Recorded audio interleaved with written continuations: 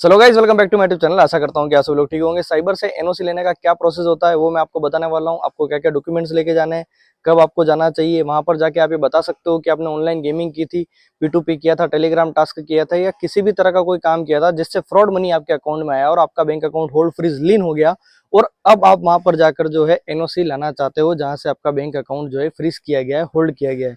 तो वहां पर जाके आपको क्या क्या सावधानी रखनी चाहिए, सारी बातें मैं इस वीडियो के अंदर करने वाला हूं। बहुत ही छोटी वीडियो होने वाली है और इन्फॉर्मेटिव वीडियो होने वाली है। तो अभी तक आपने अगर मेरे चैनल को लाइक, कमेंट, शेयर और सब्सक्राइब नहीं किया तो प्लीज कर लीजिए। तो चलिए स्टार्टिंग बात अपन करते हैं डॉक्यूमेंट से। डॉक्यूमेंट में आपका आधार कार्ड हो गया, पैन कार्ड हो गया, बैंक डायरी का फोटो हो गया और आपका जो है किसी भी प्लेटफॉर्म से अगर आपने विड्रॉल लिया है, गेमिंग प्लेटफॉर्म से या किसी भी तरह का ट्रैप जो आपके साथ में फंसाया गया आपको उस ट्रैप के अंदर, तो आप वहां पर आप ये बता सकते हो सारी चीजें। किसी तरह से घबराने की कोई दिक्कत नहीं है। अगर आपने ऑनलाइन गेमिंग की है तो वहां पर आप सीधा बताइए कि ऑनलाइन गेमिंग की है, क्योंकि कई लोग मुझसे पूछते हैं कि सर हमने ऑनलाइन गेमिंग की है, ये सारी चीजें की है, सर हम वहाँ पे बता सकते हैं, कहीं हमें सर वो बिठा तो नहीं लेंगे, इस तरह की चीजें नहीं होगी। नहीं, कोई सीधा आपको काटने नहीं दौड़ेगा। आप समझ रहे हो। आप जो है सीधी सी बात बताइए उनको, सर मैंने ऑनलाइन गेमिंग की थी, आगे से इस तरह की चीजें नहीं होगी और जो मेरा बैंक अकाउंट होल्ड किया गया है सर इस कारण से किया गया है, इस तरह का मुझे मैसेज आया है। आप अपनी सारी चीजें साथ में लेकर जाओ।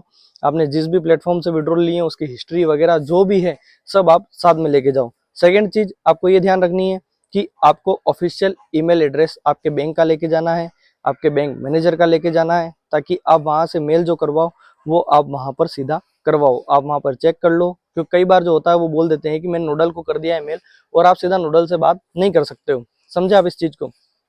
अब आपको क्या करना है कि आपका जो ऑफिशियल ईमेल एड्रेस है बैंक का वो आपको लेके जाना है और आपको वहीं पर खड़े रहकर सर से रिक्वेस्ट करनी है कि सर आप मेरे सामने ये जो है भेज दीजिए और मैं बहुत ही ज़्यादा परेशान हूँ।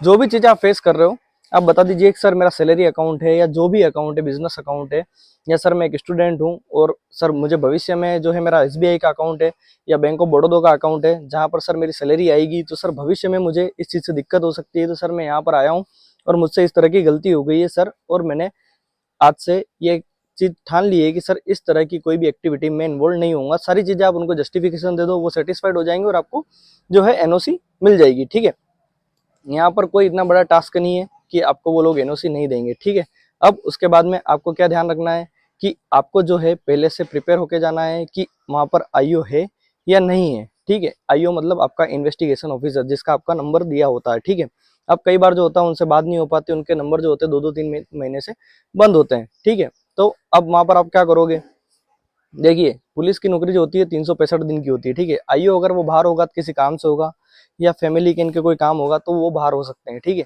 या ऐसा कोई केस होगा तो वो बाहर हो सकते हैं। बाकी 365 दिन ही वो वहां पर होते हैं। आप अपनी सुलभता के हिसाब से आपको जब ऐसा लगे कि हाँ मैं अब सैटरडे संडे फ्री हूँ, मंडे को फ्री हूँ, 3-4 दिन जब भी आपको लगे कि हाँ मेरी छुट्टी आने वाली है, मैं वहां पर जा सकता हूँ ये काम के लिए, तो आप वहां पर चले जाओ।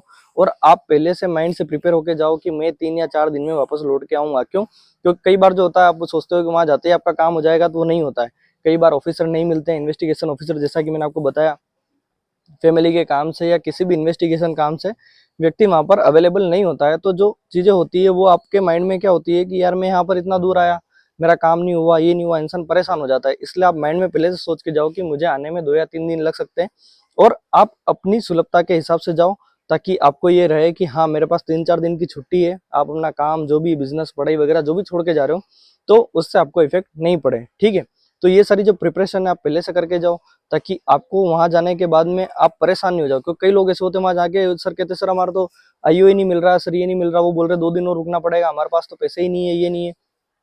तो इस तरह की कोई भी प्रॉब्लम आपको फेस नहीं करनी पड़े, ताकि आपको पहले से पता रहे कि 2 दिन भी लग सकते हैं, 5 दिन भी लग सकते हैं। समझ रहे हो आप। तो इसके बाद में आपको क्या करना है, ये सारी चीजें हो जाए आपको जो है एनओसी मिल जाएगी। एनओसी का जो है इतना बड़ा प्रोसेस नहीं है, सीधा सिंपल सा प्रोसेस है कि सारी चीजें आप वहां पर जाके जस्टिफाई कर दो कि कहाँ से आपका विड्रॉल आया है और इस तरह की एक्टिविटी अब आगे से नहीं होगी। वो तुरंत आपको ईमेल एड्रेस पर वो चीजें प्रोवाइड करवा देंगे। फिर आप आओ आपके बैंक, जो भी आपकी ब्रांच है वहां पर, उनको बोलो कि सर ऑफिशियल ईमेल एड्रेस से आपके पास में जो है एनओसी आ गई है। वो एनओसी आपको आपके पास में फिजिकल रूप से नहीं मिलती, या तो आपको फोटो दिखा देंगे या आपका जो बैंक ब्रांच वाला मैनेजर है वो आपको बता देंगे कि हाँ ये एनओसी आपकी आ गई है। अगर कोई आपको बोलता है ना कि एनओसी में दिलवा दूंगा 2,000 रुपये में, 1,500 रुपये में, 1,000 रुपये में, तो वो आदमी फ्रॉड है।